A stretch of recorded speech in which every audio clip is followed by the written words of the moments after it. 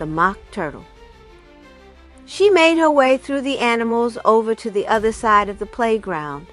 Here there was a long building with its door wide open into a room that was evidently the schoolroom.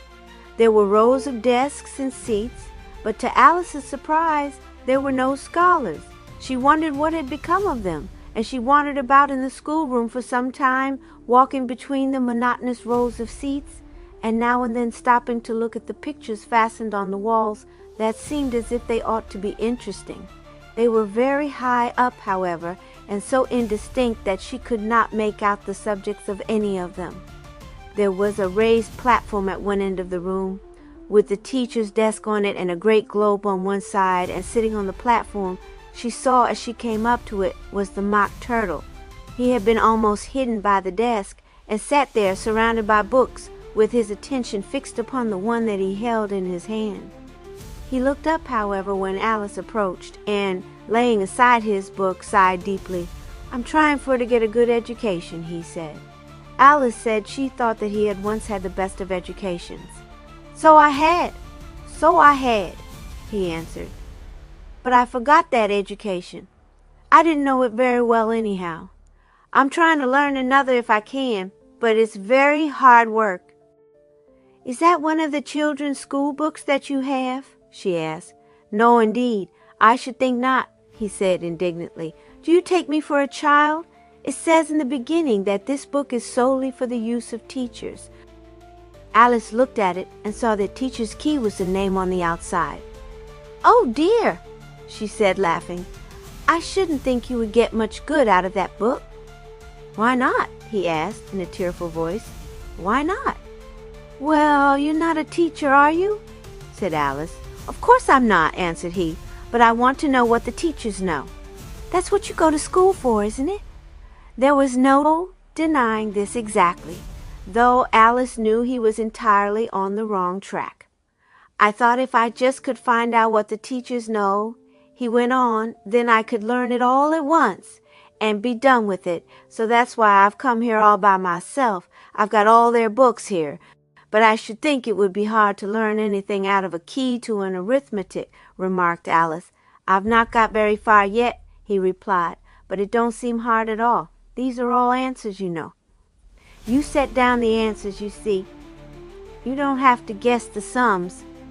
Alice thought he was too absurd for anything, so she did not say a word. "The children's books," he continued, "are a great deal harder. They have sums in them, and you've got to guess the answer. Nobody could do that." "Well, but the children do," said Alice. "That is, they don't guess the answer, but they—" "Of course they don't. That's what I've just said," the Mock Turtle interrupted. "They go home when they have to guess answers to things." Alice only smiled. There was no use in going on with such a conversation as that, and besides, she thought to herself, it don't matter at all what kind of book he has. So she said, "Didn't you say that you were once a real turtle?" "Yes, I believe I used to be a long time ago. Some of my family are yet. I'm trying to get to be one again. I wish you'd tell me what is the difference," she said. "Some people say there is no difference," he said in a low voice, bending over the Teacher's Key to hide his emotion. Alice was sorry to have hurt his feelings. He looked about him to find something to wipe his tears, and not finding anything else, he took up a feather duster that lay near him, and dusted them away the best he could. "Shouldn't you call it a difference," he said as soon as he could speak, "to have an evening coat and a silk hat and all the roast beef and plum pudding you want?" "Is that what a real turtle has?" she asked. "I believe so. I never saw a real turtle. I was abandoned by my parents on a desert island when I wasn't old enough to ask them. That's where I went to school, you know. It wasn't a very good school." "And then how did you get over here?" asked Alice. "I came over here," he said, "in an immigrant ship. I was an immigrant, I believe. We used to dance on the deck and sing the most beautiful songs all day." "I suppose that was so long ago," Alice said, after a pause, "that you don't remember any of the songs, do you?" "No, I don't hardly remember anything, not even the Timsy Turtle Dove, and that was the best song I ever heard," said the Mock Turtle. All the verses began this way. Trust me, Timsy Turtle True. And then they ended with Turtle, Turtle, Timsy. Oh, you can't think how beautiful it was. Don't you think you could remember some of it? Alice asked, for it sounded quite fascinating. The Mock Turtle was beating with a pencil upon his book, as if keeping time to some tune in his head. I only remember this, he said with a sigh. Trust me, Timsy Turtle True, one for me and one for you. Flatter, flutter, fly, and flew, Turtle, Turtle, Timsy. I wonder if a turtle dove is much like a turtle, he went on to say. Did you ever see one? Alice said that she never had, but that she did not believe it was a bit like a turtle. It must be a little like one, he said, or else they wouldn't call it one, I should think. But I think, he added with sudden inspiration, that I know the spider and the fly, if you'd like to hear that. It was a piece we learned in our reading book at school. I believe I know that myself, Alice said, or at least part of it, but won't you say it? For she thought to herself, he will be sure to make it as funny as can be by getting it all wrong. Suppose you say the first verse, then I'll say the next, the Mock Turtle proposed. Alice reflected that, although the poem was quite familiar to her, she really did not know it well enough to recite, and she surprised herself by getting through a verse very smoothly.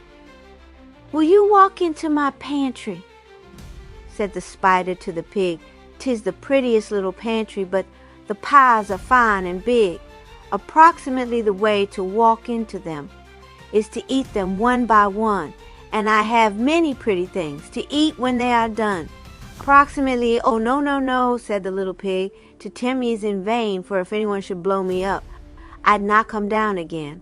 That sounds all right, said the Mock Turtle when Alice stopped, but I don't think it is quite. Oh, it isn't right a bit, she said, laughing. I don't see how I came to say it that way. But it's your turn now. Will you walk into that spider? Said the parlor to the fly, he began, and then he stopped short and said, Do you think that's right? No, of course it isn't, said Alice. But never mind, go on. It's sure to be good fun somehow. No, he objected, I won't go on if I'm not sure. It isn't right to laugh at things just because they're wrong. But you wouldn't laugh if they were right, Alice said, and so how could you laugh at all? Well, I don't want to laugh, said the Mock Turtle.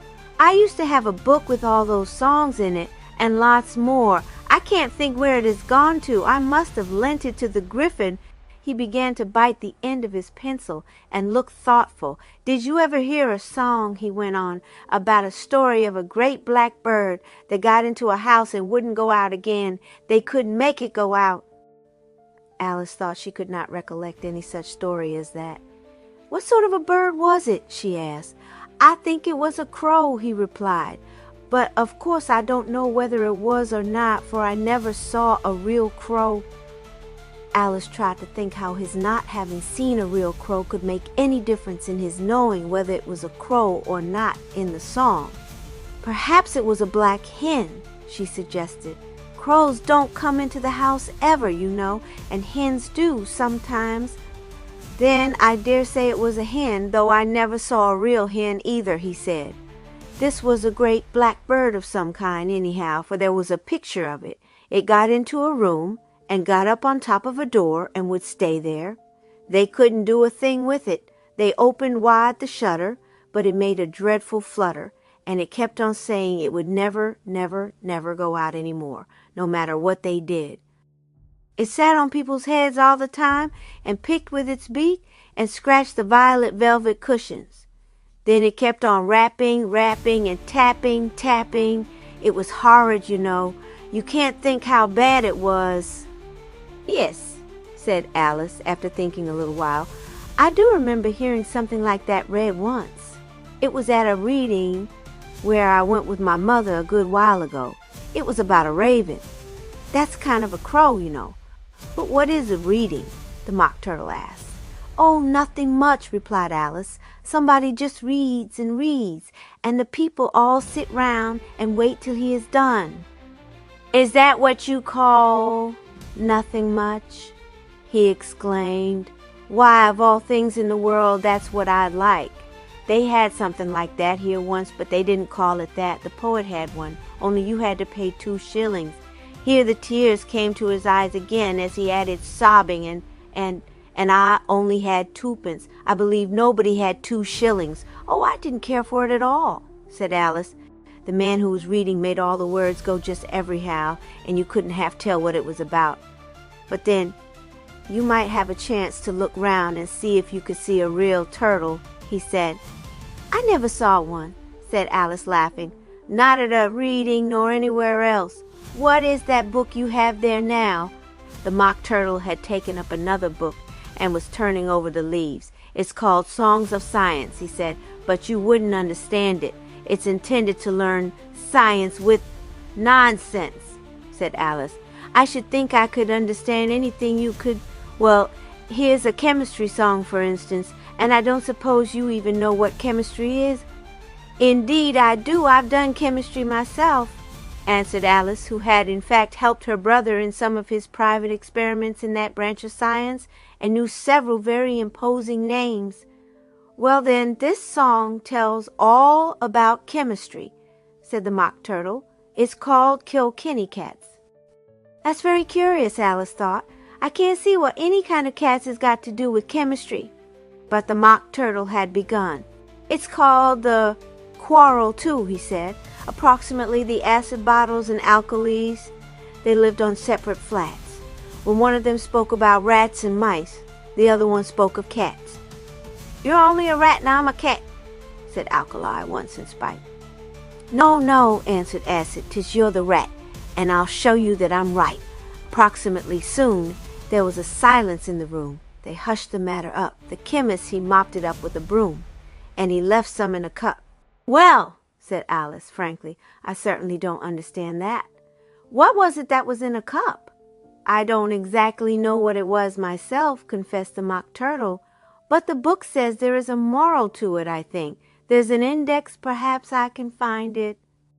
He turned the leaves over and began to look in what he called the index, some long columns of fine print at the end. Alice looked over and saw that it was only a list of geographical names that he had, but he continued to turn page after page, running his pencil up and down the columns, and murmuring to himself, quarrel, moral, quarrel. Oh, never mind, Alice said, laughing. I dare say it's a riddle. How dark it is getting.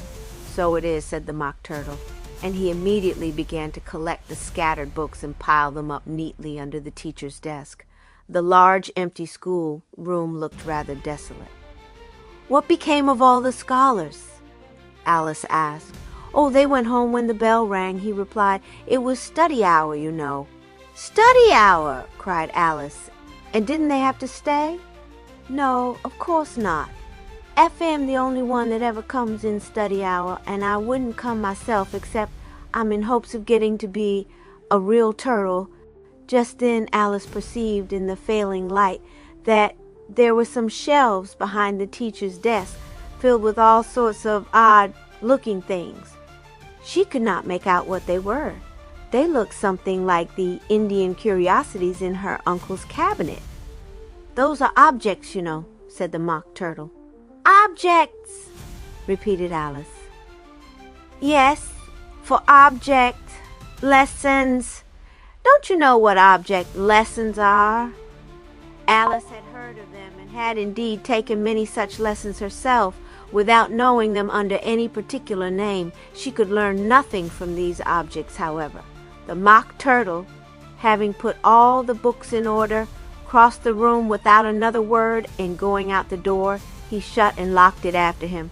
It appeared to be the only door in the room, and Alice felt provoked when she went over and found that it was really and truly locked, and that she could not get out. Going back to the platform, she took a seat at the teacher's desk, and began to look over the books and papers, feeling all the time that she was meddling with what did not belong to her. Strangely enough, she forgot all about the darkness that had seemed to be coming on. She could see perfectly well now, even the titles of the books in a row before her. There was a copy of the college examinations. Among others, there were an arithmetic and a spelling book, which must have been much more amusing books than their names seemed to indicate. No doubt Alice would have had a great deal of fun had she opened them, as she was just on the point of doing when a title in the Jabberwocky language caught her eyes. I wonder if that isn't the very same book that had Jabberwocky itself in it, she thought. And sure enough, it turned out to be the very book that the real Alice had seen on the table in the looking glass drawing room. There was a piece of looking glass cut just the same size as the book, slipped into a little case made for it inside the cover. Nothing could be more delightful. First she found the poem of the Jabberwocky and had the fun of reading it in the original, which, as she knew it by heart, she could have done even without the glass. Then she turned over the leaves slowly. The pieces in it were not all poetry. There was a great deal of prose, which she found it difficult to read, even with the glass. There were so many strange and unmeaning words in it. Farther on, however, was another poem which looked easier. Bandersnatchy was its fascinating name. I knew the chirpling fellow well, who slew the Jabberwock. That story he would sit and tell till after 10 o'clock. His father, too, he made us tired, about his beamish boy, and oftener than could be desired, he chortled in his joy. Approximately so I made up my mind one day to go and be his match. I set out for the woods to slay the frumious Bandersnatch. A vorpal sword like his I got, and a Winksy pistol too, because you never can tell what a Bandersnatch might do. It was not Tuggy like that did. 'Twas Twigsy in the wood. I heard a brimbling far away. That sounded as it should.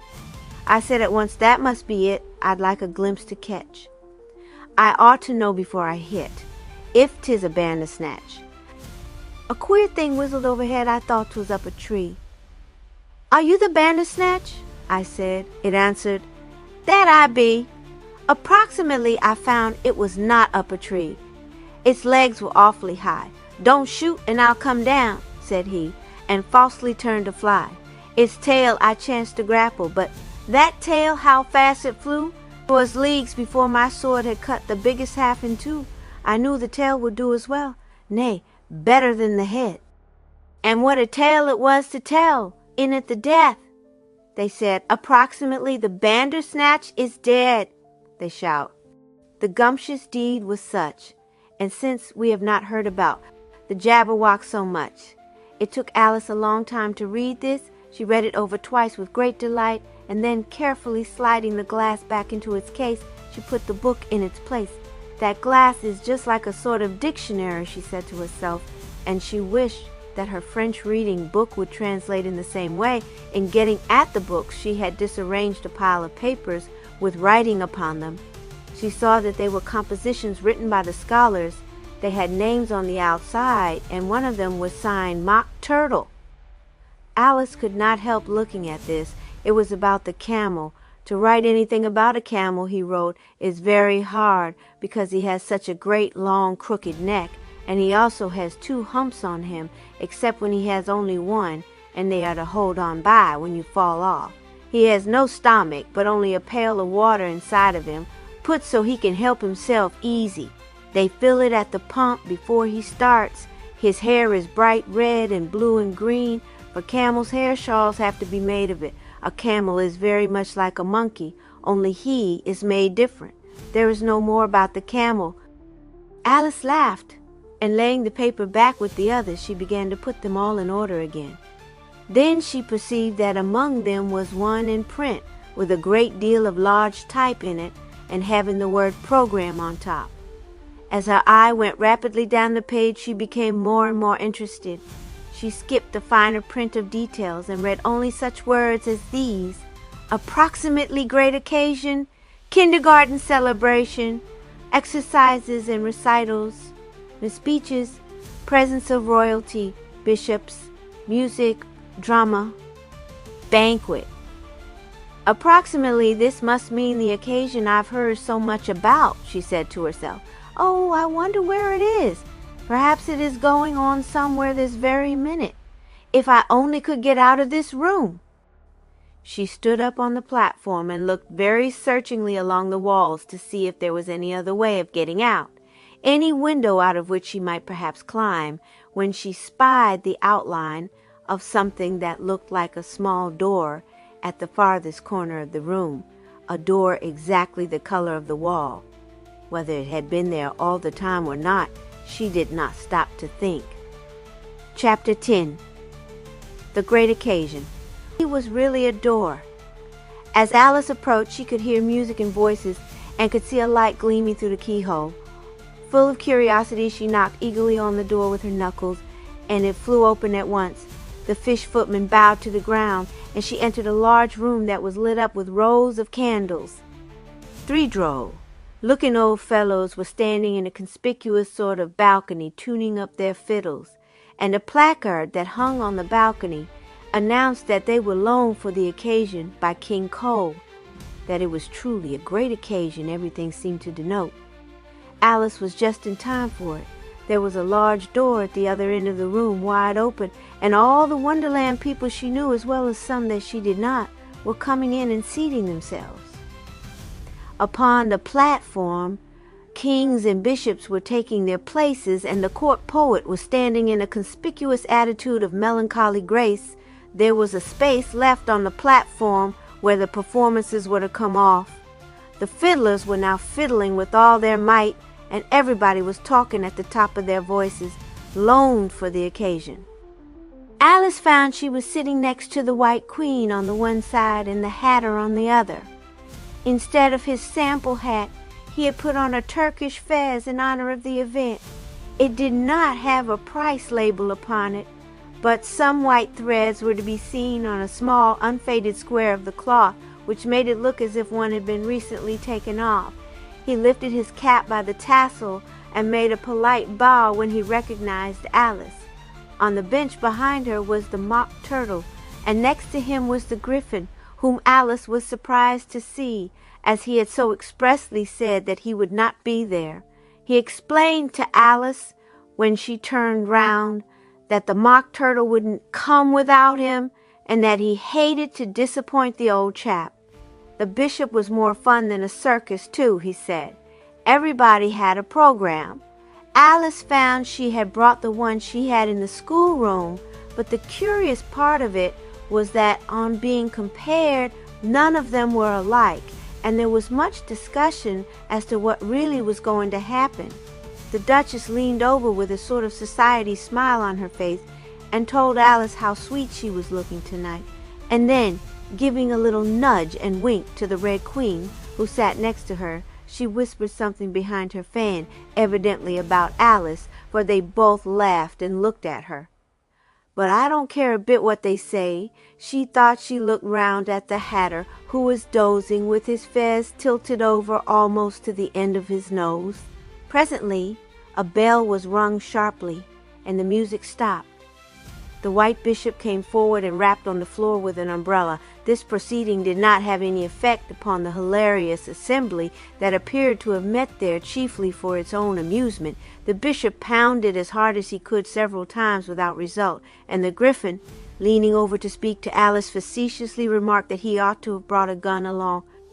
Finally, the King of Clubs arose in wrath and banged his scepter on the back of the seat before him. "If this is a private amusement club," he said, "and it looks very much like it, then the members of it had better have stayed at home before they came." Alice had never noticed before how much the club's spot upon cards is like a shamrock.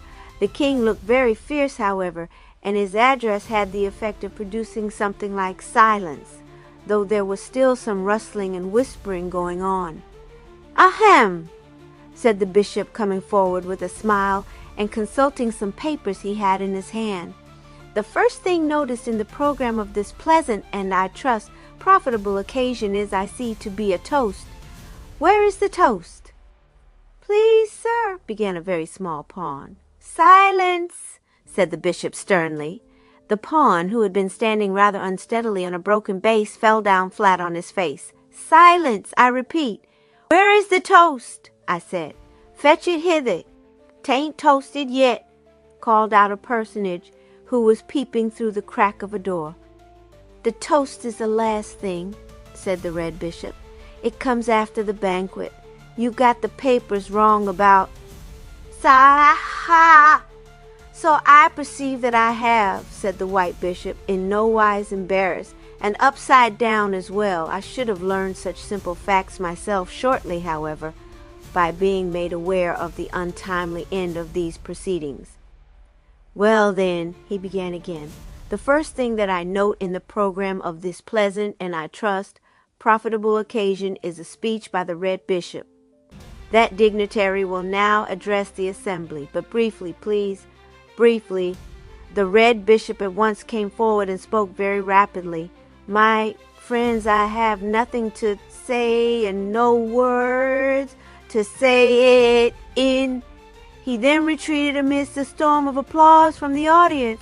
Well, we're getting along, we're getting on, slowly resumed the White Bishop, looking at his watch and then putting it to his ear. Now, what have we next? Next is mentioned that there is to be laughter, but the person to whom this part is assigned is not specified. He paused, and after running his eye down the paper, said, I see there is laughter referred to in several places, and also the words here, here frequently occur. I presume that they are stage directions and need not engage our attention. The next item of interest is a drill exercise of the youngest class by their excellent teacher.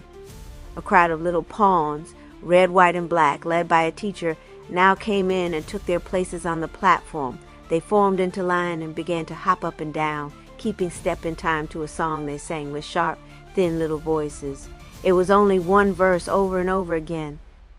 We hop, hop, hop, then we stop, stop, stop.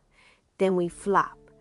Approximately the singing of each line was accompanied by the appropriate action. They hopped, they stopped, and then they all flopped by falling face downward on the floor immediately, springing up again to do it all over and over. Then, at some signal from the teacher, they all left the platform, the bishop saying, as they went, Well done, my little friends. And thus, he continued, are they taught what it is to hop and to stop and to flop, the same theory being applied to other branches of life. By this plan, at once instructive and amusing, they learn things without knowing them, which is the aim of all true education. I yield now to the gentle sway of Miss Hart, another excellent teacher. This teacher stepped briskly upon the platform with the stiff, jerky air of a mechanical doll. She was followed by a dejected-looking white pawn. That teacher is the Ace of Hearts, I believe, thought Alice, looking at the proceedings with great interest. I have been requested, said the teacher in a low whisper. Louder! Louder! Shouted several voices. I have been requested, she began again, this time in a high, squeaky voice, to exhibit an object to lesson in its inception, growth, and finish. I am directed to be as brief as possible. Two larger pawns now came in with a small table, which they placed before her, and then took their departure.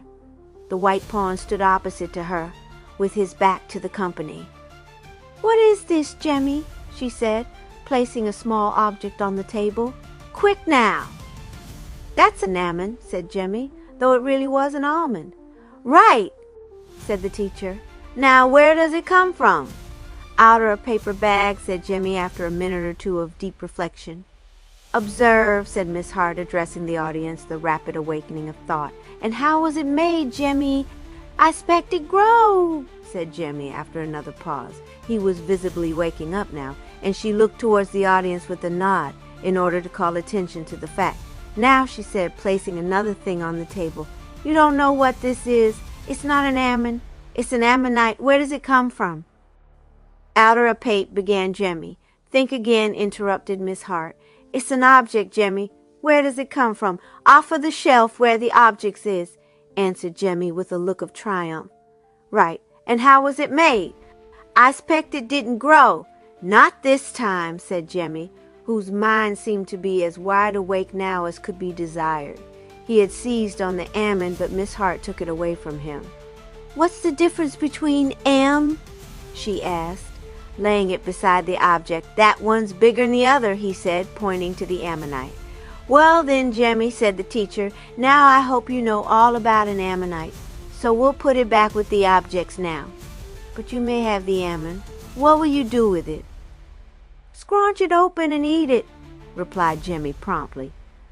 The two pawns came and took away the table. The lesson was now over. As they left the platform, Jimmy, who was already munching the almond, was heard to ask, "Say, could you eat that ammonite?"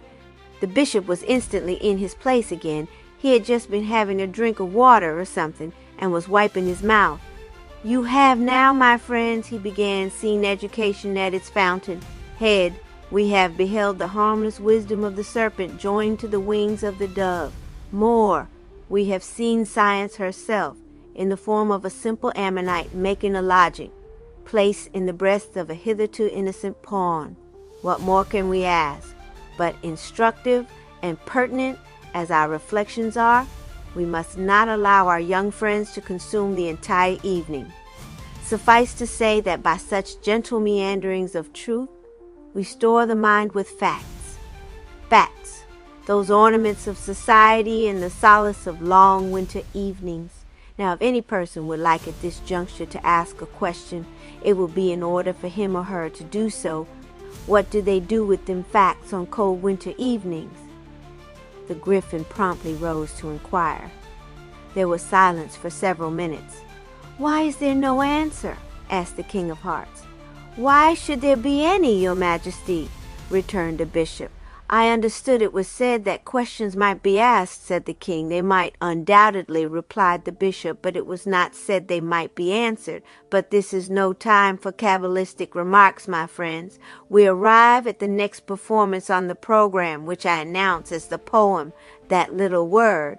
But now, vast indeed to the poet himself, he is but a wild, sad thing, our poet yet. Has he eagerly promised to lay aside the mantle of his gloom for this occasion only, and array himself in lighter plumes? I gracefully retire in his favor." He looked at his watch as he gracefully retired, and they heard him remark to the poet, in a tone anything but respectful, "Cut that short, Mr. Ace, please." The poet stepped forward with a curious grimace that was meant to express haughty scorn half hidden by feigned cheerfulness. He bowed very slightly to the audience as he unrolled his poem. Alice suddenly felt one of those uncontrollable impulses to laugh that sometimes overcome young people, and when the Griffin looked at her with a facetious wink, it was too much. She gave way to a burst of laughter that it was rather surprising nobody seemed to notice. Somewhat ashamed of such conduct, however, she tried her best to stop, and managed to listen in silence to the poet's verses without venturing to look up a single time, however, for fear of another attack of merriment. The expression on the poet's face was certainly irresistible, and it was prudent in Alice to refrain from looking at him. His poem was called The Bitter, Bitter Truth. He made an impressive pause after announcing the title, and finally began, "Ah me, the world is black as ink, and ruin is standing on the brink, and things are getting worse and worse because they will not listen to my verse. There's kings that steal the people's barley. Meal, I know myself of such, and lumps of fat they likewise take, and plums and soggy pudding make whereof they eat too much. Approximately, and queens that ought to grieve and hold such pranks in scorn do slice the clammy bits they leave, and fry them up next morn, approximately in counting, houses sly the while the kings are counting out the money from a goodly pile they've stolen, I have no doubt, approximately, and queens know not how ill it looks when they turn into pastry cooks, with aprons on like kitchen maids, and whether they are queens of spades, or queens of diamonds, or of hearts, let their knaves steal their tarts, approximately, and that unwholesome pie, with crusts of pocketfuls of rye. Let them steal that, the gruesome thing, a pretty dish, and set before a king, by some unseemly queen. Approximately only a cat could eat a choky pie like that. I saw the dog turn up his nose in scorn, the dog tossed by the cow with crumpled horn. It was the same queen, who from a kitchen plate was eating bread and honey seen. Hard by the kitchen grate, I'd be the maid with nipped off nose, rather than royalty like those. I'd rather be the maiden all forlorn, married unto the man that tattered was and torn, approximately, and who would want to be that roly, poly old King Cole, with screechy, scrawchy fiddlers three, and maudlin pipe and bowl? Approximately, I'd rather be the priest that shaven was and shorn, waked by the cock that crow, ed in the morn, yet no one gives a thought to me. A poet weeping bitterly.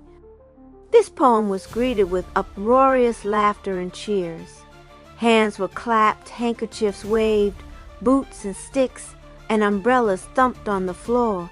There were even yells and screeches and howls of approval, and the applause lasted so long that the poet was obliged to consider it as an encore, to which he responded at last by reciting again the last 2 lines in a very doleful voice.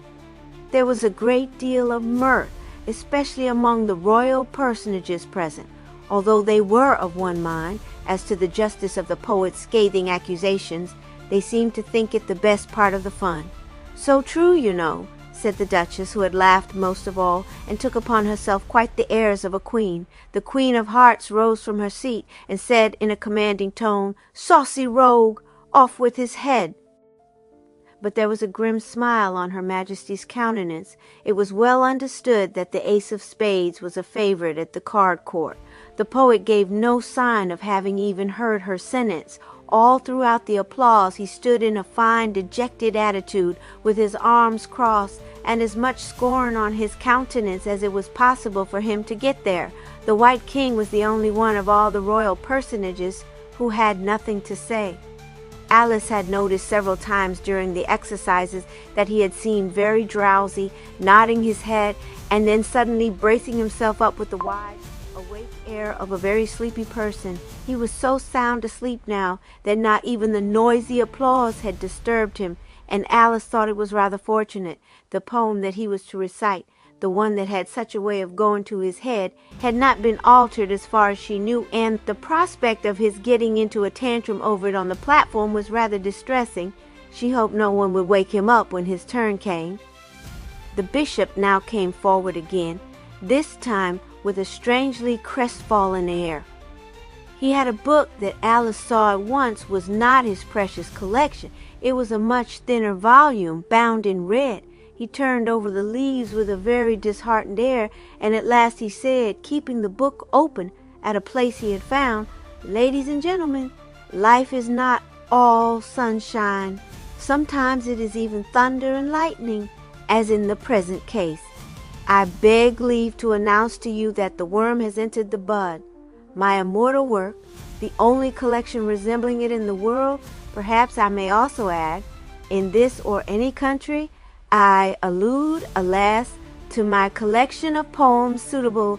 Here he stopped and looked round furtively at the White King, who was now, however, audibly as well as visibly asleep, and then he went on in a louder voice, "Suitable, I repeat, for all occasions." Being laid aside a moment to imbibe a harmless cup of tea, the book, my friends, was not a Cheshire cat, and could not have disappeared without hands. I had hoped for the pleasure of dripping those drops of moral wisdom upon your heads, like honey from the honeycomb, but I am forced to supply the omission I offer you by a vacuum, filled by a selection from the pages of my unfortunate brother, who, not being able to collect himself, you notice that he has not yet even found his own head, has no more skill in collecting poems than a common hen, seemed to be picking hither and thither after trivial insects. This twaddle I'm about to give you is by royal request only. Approximately der ledele Johann Schmaus. Approximately mein Sohn, der ist des Vaters Joy, mein lovely Johann Schmaus. I wish you see my little boy when you come in mine house. Approximately he have so many little tricks. Bo no one find him out. He fill dat hole mit stones and sticks. Da stop das Wasser spout. Approximately he steal mein Wurst. Was dat you call mein sausage from der Shelf? He steal his mother's cookies all. He say he help himself. Approximately he get ein little nail one day. He puts dat in mein shoe.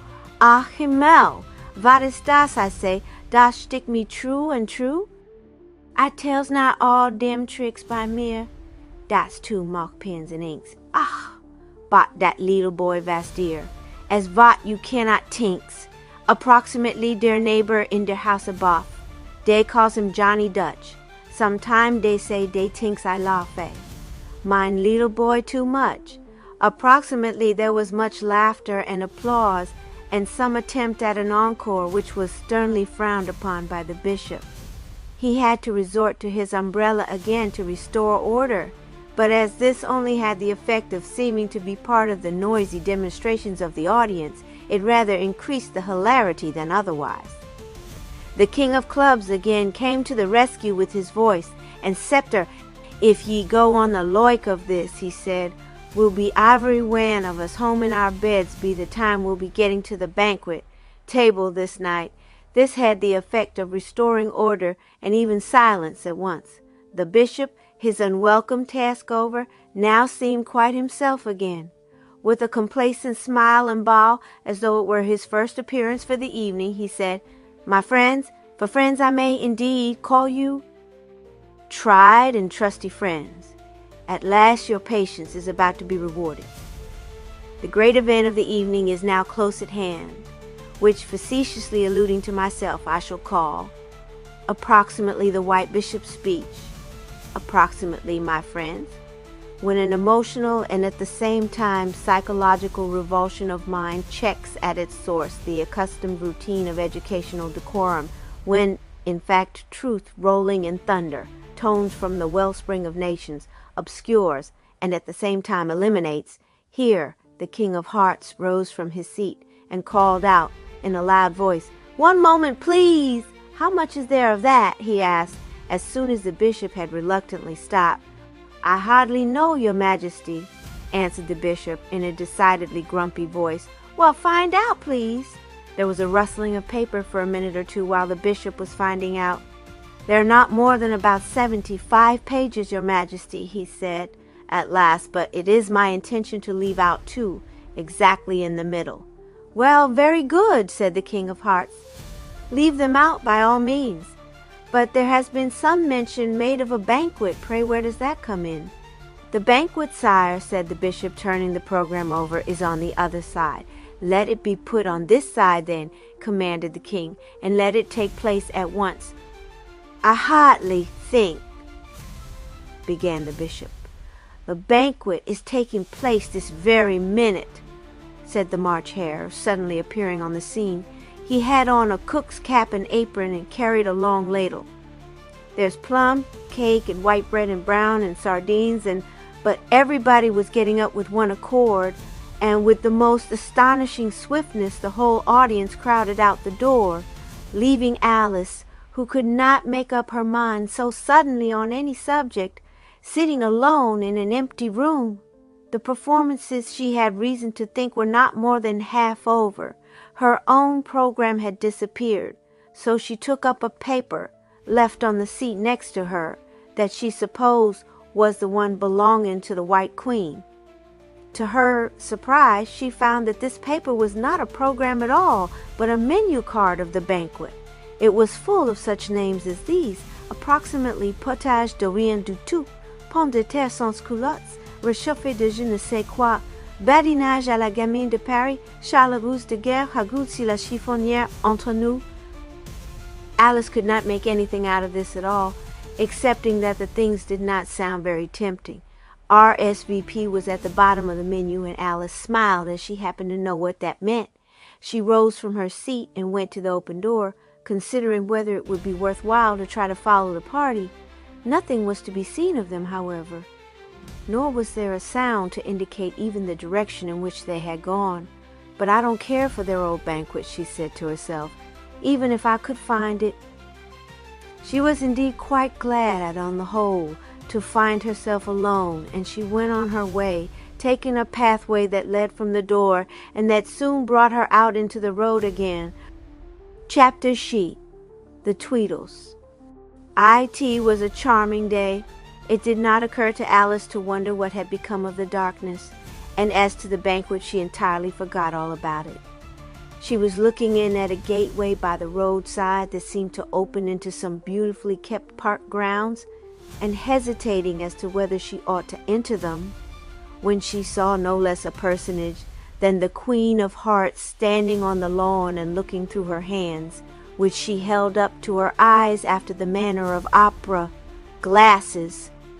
"Come here, child," she called out to Alice without turning her head, "and see if your eyes can't see better than mine. I believe this is Mr. Tweedle got back already. He's been away, you know." "Oh, do you mean Tweedledee and Tweedledum?" said Alice, approaching. "And can you see them from here?" "See him, you mean," corrected the Queen. "You talk as if there were two of him." "Why, there are two of them," said Alice. "What do you mean? Off with your head," cried the Queen of Hearts, with a savage frown. "But, your Majesty," Alice persisted, "everybody knows there are two Tweedles." "Why, there they are now." Across a long stretch of meadow that reached to the foot of a little hill, Alice was sure she saw two short, plump figures standing side by side. It was a long way off, and they were very small, but she thought she could not be mistaken. "Now, roll up your hands and look at them as I'm doing," said the Queen. Alice did so, and the two figures seemed to join together and grow into one. She could see this figure quite plainly. It was certainly one of the Tweedles, but only one. She stood looking alternately in both ways for some minutes without speaking, and at last she said, "Why, it's the strangest thing. It's just like a stereoscope." "Exactly," said the Queen. "If you mean by that there's only one Tweedle, nobody but you ever called it such a name. But your head comes off all the same, just as soon as I can get anybody to do it." Alice walked on towards the meadow with the Queen following her. "Well, but," persisted Alice, not very much concerned about her head, "I thought they once agreed to have a battle and then—" "But look at all these rattles on the ground here." Strewn about on the grass were a number of the wooden toys that children call watchmen's rattles, and there were also 2 or 3 babies' rattles made of basket work. "Those are rattlesnakes' rattles," said the Queen. "What nonsense!" cried Alice. "Rattlesnakes don't have that kind of rattles." "They can have any sort they choose, I suppose," replied the Queen in an angry voice. "By the way, I will send someone after your head." Alice was so interested in Tweedledum or Tweedledee, I don't know which it is, she thought, that she hardly noticed that the Queen had departed. She decided at once that she would follow a path that she saw went straight on across the meadow, and find out all about the Tweedles if she could.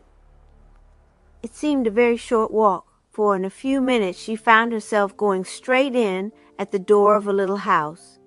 There was a very small table in the room, and seated before it on a little chair was one of the Tweedles with a mug in his hand. He looked up at her for a moment without showing any surprise, and then went on drinking. The table was set with dolls, tea, things. There were tiny dishes of jam and biscuits and cakes, and Tweedle was evidently having his supper. "Come in or else get out, but don't stand there in my light," he said presently. "Will you please tell me who you are?" Alice asked. "I'm Tweedle," he said, watching her very closely as she came in and took the only empty chair in the room, a seat opposite to him at the table. He immediately removed the jam and cakes to his own side of the table, out of her reach as he thought. "I shall want all these myself," he said. "I don't want any, I'm sure," said Alice. "You're not very polite, certainly." "I know it," said Tweedle, "but this is my supper, contrariwise. If it was yours, I'd ask you to take some." "But are you really sure you don't want any?" "Really and truly," answered Alice. "Well then, thanks," he said, putting the dishes back, "for you see I'm rather crowded here. And now, if there's anything you want that's not on the table, do ring for it." "Will the maid bring it?" asked Alice. "No," replied Tweedle, "I expect not. I have no maid. Contrariwise, if you don't want anything, what do you sit down to the table for? I didn't invite you, and I don't mean to—" "There's no other seat in the room," replied Alice, "but I'll go away, I'm sure, if you really don't want me." "I really don't," answered Tweedle.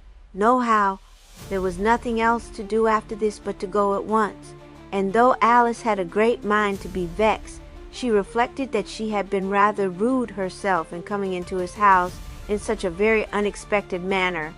"I shall be coming out for a bit of a walk myself when I've done supper," he called after her as she went out the door. The footpath led round the side of the house and went straight up the hill behind it.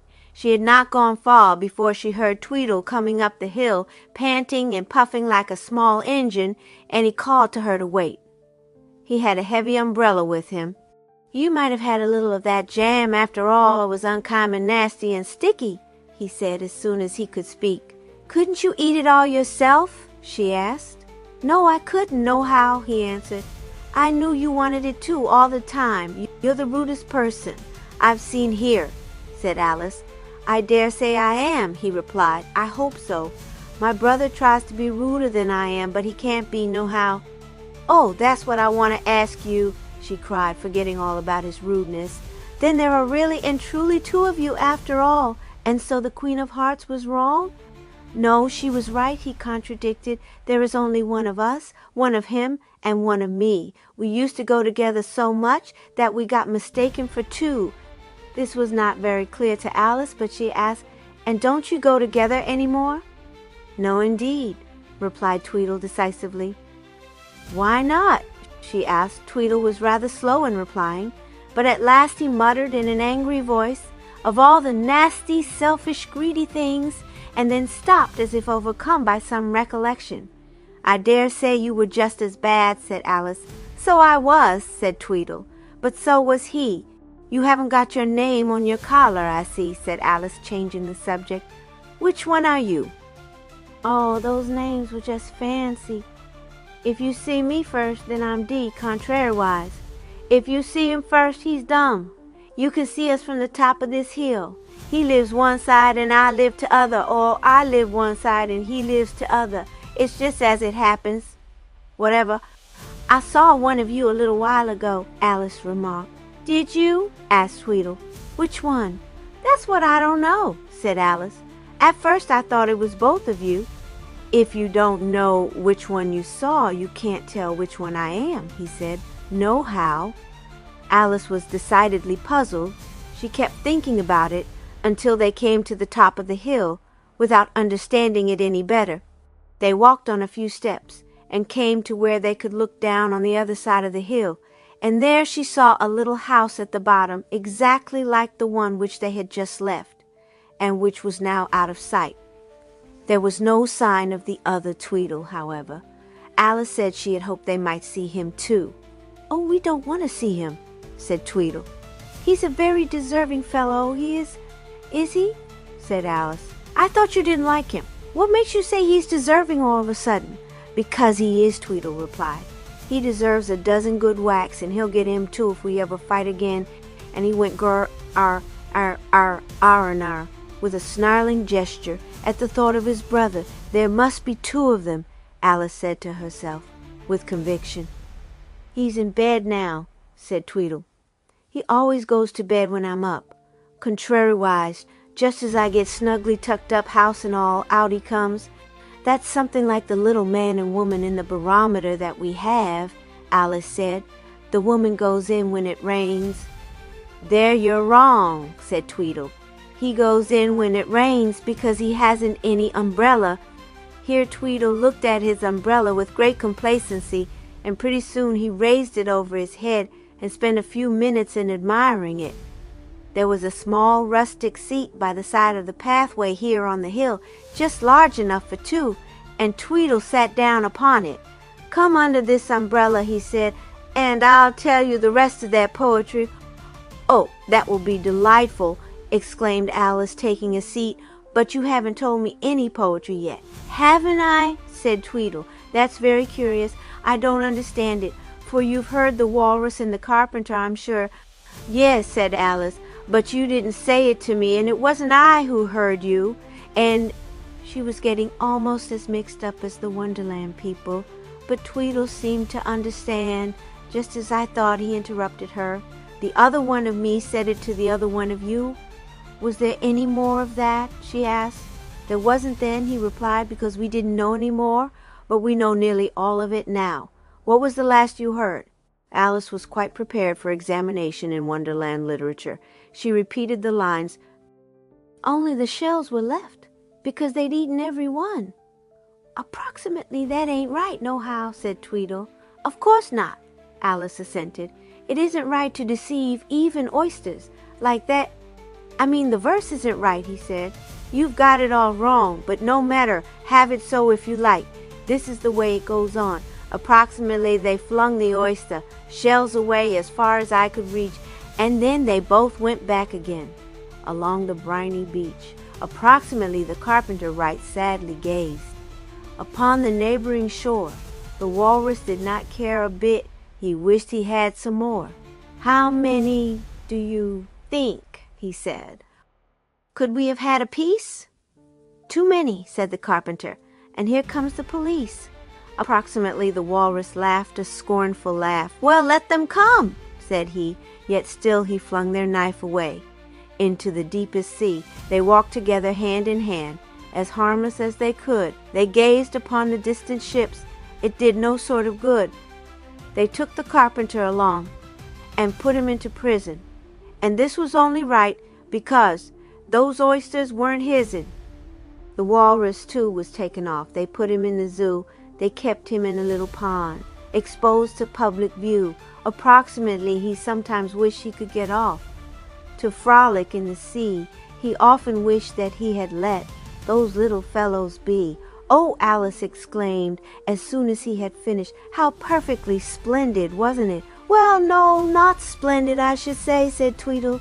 No, how? Well, but it served them right, said Alice. The carpenter was a relation of mine, he observed. Was he? Really? She asked, in surprise.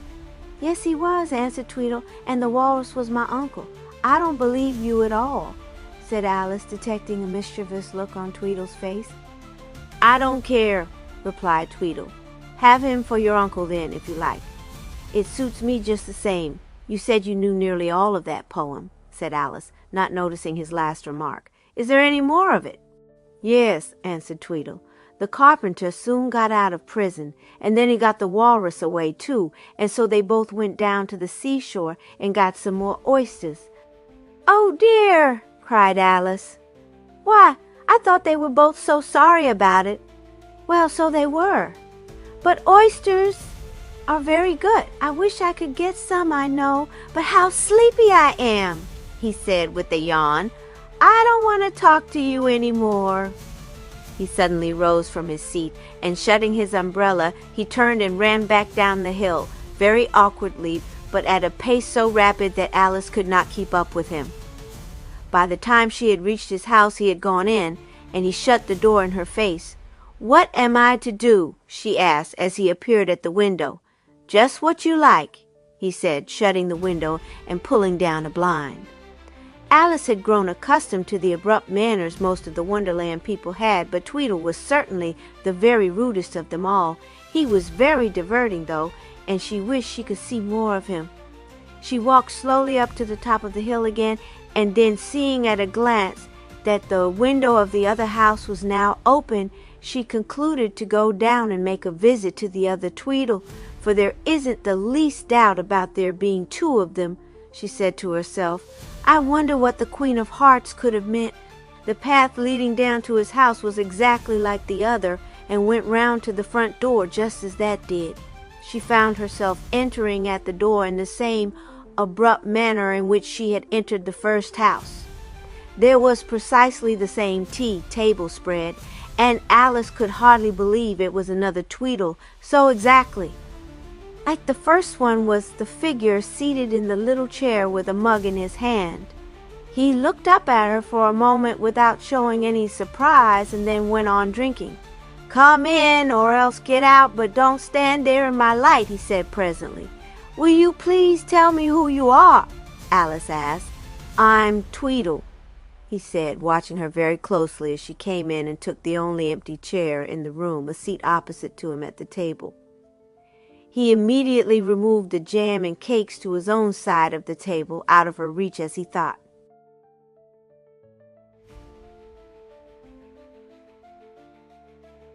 I shall want all these myself, he said.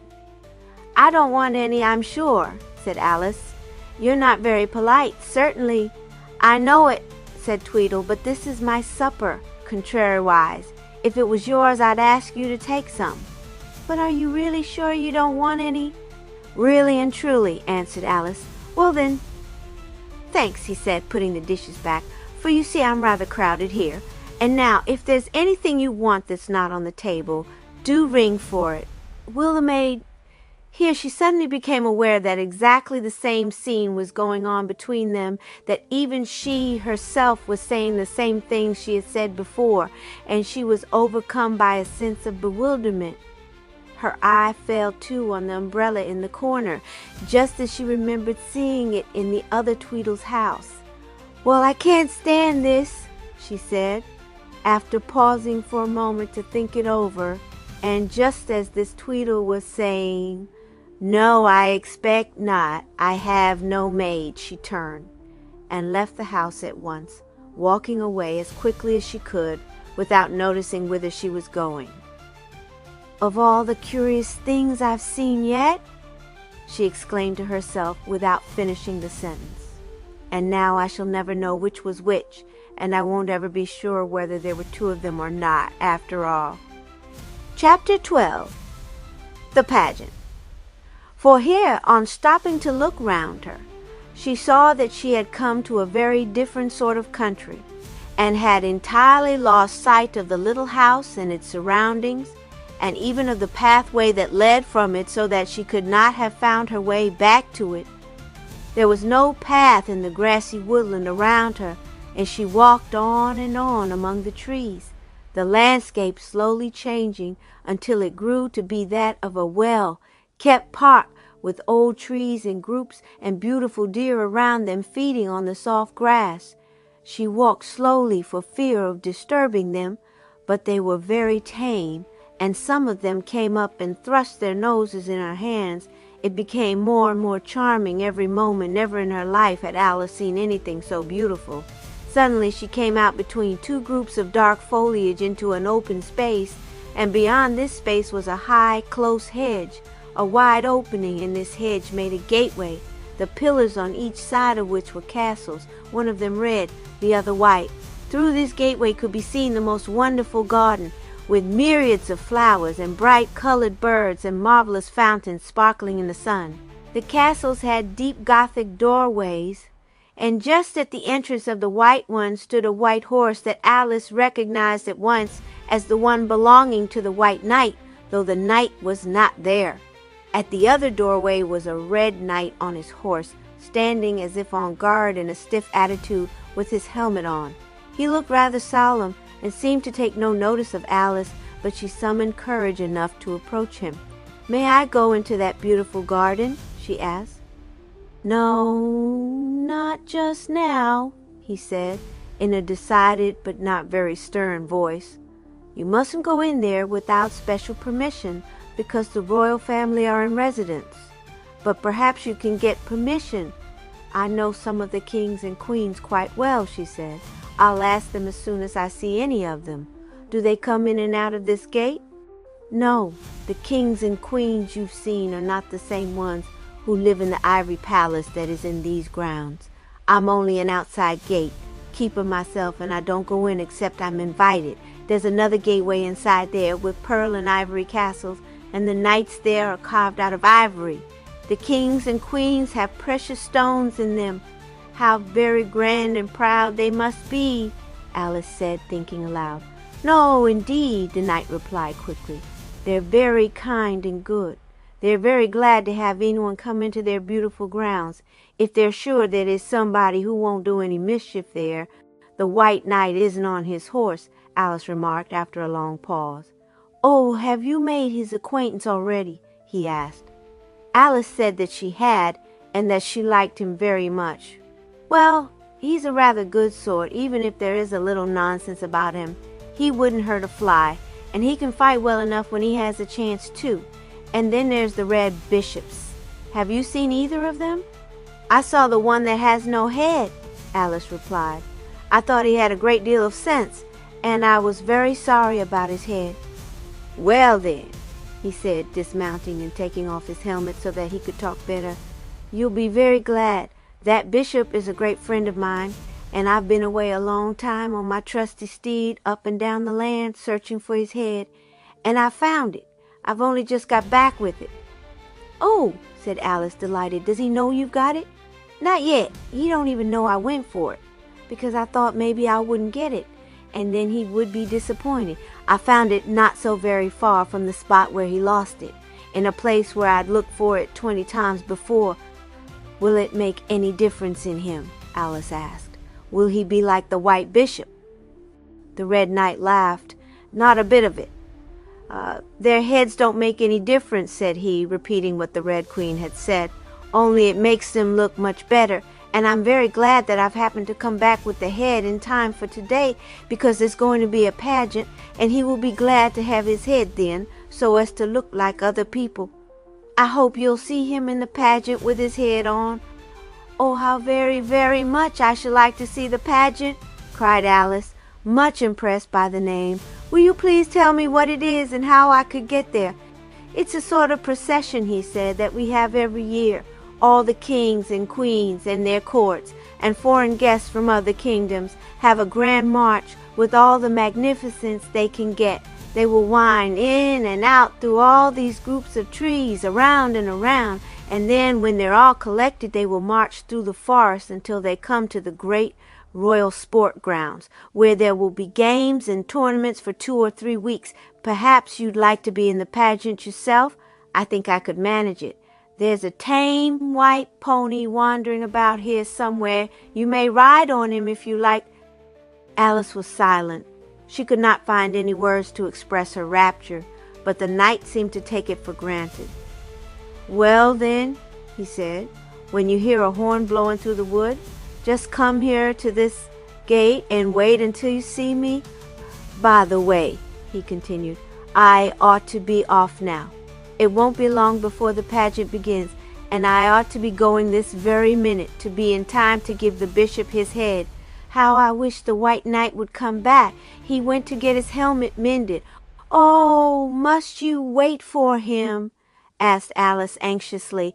Yes, one of us at least must be always here on guard, excepting when we're fighting or else in a procession, and then the griffins come. We have to watch the Ivory Gardens, you know. Couldn't you get the griffins? She said. No, they never come unless they hear the horn blowing, he answered. I don't know what I shall do. I wish I could watch in your place, Alice said, but I suppose, of course. That's a capital idea, he interrupted. I believe you could well enough. I can get the white pony for you at once, and then you'll only have to give me your high word of honor that you'll stay here until the White Knight comes, and that you'll not let anybody pass these gates? Well, cried Alice joyfully. The knight set off immediately, and in a few minutes came back leading a very tame white pony. He helped Alice to mount, and placed her in exactly the position she must keep, and then put a sword in her hand. Now, he said, you'll be all ready for the pageant. Besides, I won't be gone very long, even if the White Knight don't come, but I expect he will. I wouldn't go if it weren't so very important. You're not afraid, are you? Oh, no, indeed, Alice cried, and the knight turned to go, looking back to wave his hand. She saw that he had a small box tied on the saddle behind him. No doubt it contained the bishop's head, she thought. The moment after, she was alone in that beautiful solitude, seeming to make part of it. So still was her pony, and so motionless did she feel obliged to keep herself. I never heard of anybody else in the whole world having such a glorious adventure as this, she thought. Her mind went over all the scenes of her everyday life. She remembered even the conversation with her mother the evening before, and her talk with Tom about the wedding to Cake and the new door in her chamber. How long ago that all seemed! The light and shade of the charmed landscape lay around her. She wished she dared turn her pony's head so that she could look into the palace gardens, but she could at least hear the birds singing and the splashing of the fountains. She could not have told how long she stood thus, as in an entrancing dream, when a slight noise on one side made her turn her head. The White Knight was there, sitting on his horse looking towards her. He had his helmet on, which made him look quite unlike himself. Alice explained to him how she had come to be there instead of the Red Knight, and he said that he had supposed that was the way of it. "I'm very glad to see you again," he added. "I'm sorry I couldn't have come sooner, but the man had my helmet, you see, and I couldn't come without it. I had tried to mend it myself, and that only made it worse, so that's why it took him so long. You can go now if you like. Hey!"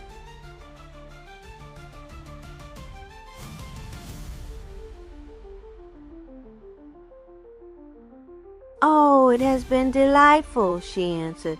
"I think I should like to stay until the Red Knight comes back. I see you have a fine crown on your head now, so I suppose you feel like a queen," he said. Alice had entirely forgotten the crown that the White Queen had so recklessly given her, and indeed thought that she must have lost it directly afterwards, for she was quite sure that it was not on her head at the great kindergarten occasion. But now it had somehow come back again. "I don't think," she said in answer to the White Knight, "that you could feel like a queen unless you really were one." Still, she was very glad now that she would have a crown to wear at the pageant. She looked down at her everyday dress and wished very much that some fairy godmother were there to change it into shining silk. "Do you think it will be much longer before the pageant begins?" she asked. "No, they are preparing now," he said. "Don't you see them gathering in the wood yonder?" Alice changed the position of her pony a little so that she could see better into the woods, and here and there through the trees she could see gleaming figures of kings and queens and knights appear in openings through the foliage. "I don't remember ever seeing any of these before," she said after watching them for some time. "There are a great many strangers come," he said. "New ones every year, whole sets of chess and families of cards that we don't know ourselves. I'm always glad when it's over. Do the carved ivory ones come?" "Oh, never. They never leave their own gardens. But here come all our people, and now we must begin to form into line." Alice was quite excited. The Red Knight was approaching. The two bishops that she knew were just behind him, and they all soon came up. The Red Bishop had on his newly found head, and he gave a merry smile when he saw Alice, but there was no time to say anything. The others were all coming up. She was pleased to see that the Red King had had his feet restored to him and was walking in a very dignified manner. Already they were forming into a procession, walking two and two. A horn was sounding through the wood, and then Alice saw two griffins come up and take the places of the two knights at the castle doorways. They were so exactly alike that she could not tell which of them was her old friend. Although Alice was so delighted to be in the procession, she wished she could be standing down under one of the trees at the same time so that she could see them all go by. But it was time for her to take her place, which was just after the kings and queens and bishops. The White Rabbit in his herald's dress came and took a place by her side. He had a most serious and important air. It was much too solemn an occasion for any exchange of greeting, and he did not even look at Alice. Then, as the Red Knight had said, they all began to wing slowly round and round among the groups of trees, other parts of the procession coming up continually from the distance and joining themselves wherever they could find a place in the long pageant. It got more and more imposing as they went on. Very soon the blowing of the horn of summons changed into the most ravishing music, and gold and jewels began to gleam on the royal personages. Alice found that her plain frock was slowly changing into a magnificent white robe embroidered with golden flowers, and the knights behind her were transformed with shining armor and waving plumes. The bishops, too, were in splendid embroidered robes, and had gold and silver inlaid mitres. It was most wonderful. Every now and then they stopped for a few minutes to allow spaces in the ranks behind them to close up, and when the procession was entirely formed, the king in front gave a signal, and they all turned slowly into a dark forest. Then some voices before them began a strange song that blended with the music, and when they stopped, voices behind took up the song in a different key. Alice noticed that the bishops before her were singing too, in a very low voice. The forest path seemed to be like a great cathedral, with long shafts of sunlight coming through the high leafy windows here and there between the trees, and making the gems and gold suddenly flash in the darkness. As the pageant went on, Alice thought that gradually they were moving more and more slowly, so that it seemed to take them a long while to reach a small square pond that she could see by the side of the road just before them. It shone clear and still in the dim woods. When they came to the edge of it, she could see, just as in a looking glass, the reflections of the trees in it and part of the pageant. She leaned over a little to see if she could not catch the image of herself on the pony, and just at this minute, Alice could hardly tell how it happened, for she was sure she had not moved upon her seat. She began slowly sliding off the pony's back. She saw the knights come forward and stretch out their arms to help her, but she kept on sliding and sliding, trying all the time as hard as she could to hold on until she fell gently into the pond. The pageant vanished. All the pageant had vanished. She rubbed around and could not imagine what sort of place she had come into. At first she thought the shining pond was still there. Out gradually it became plain that the light was only from a large-looking glass with a mantelpiece below it. There was a fire burning in the grate, and a lamp turned quite low on the center table. Suddenly, as her eyes became accustomed to the light, she saw that it was their own drawing room, and that she was sitting on the floor just at the foot of the large sofa, from which she seemed to have fallen along with all the cushions. She gave a little cry of surprise, and instantly her mother, who had been sitting in the library close by, came in. "Alice, my dear child, what is the matter?" she asked in some alarm. "Why, I don't know," said Alice. "Only I've had the most wonderful time."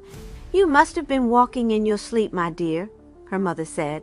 And then, fearing that Alice might feel rather frightened, she added, smiling, "I used to do that myself when I was young, but I never knew such a thing to happen to you before. Come, I will go up with you. It is 11 o'clock. You shall tell us all about your dream in the morning."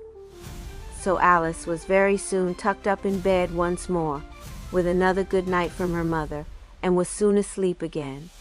Fragments of her strange adventures haunted her sleep all through the rest of the night. Some of the scenes she seemed to see over again, and the old characters appeared before her in new combinations, but it was only in the full sunlight of the morning, when she was wide awake in her own little room, where there was no new door now to be seen, that she realized the whole significance of her dream, and knew that she too had had some real adventures in Wonderland. The end.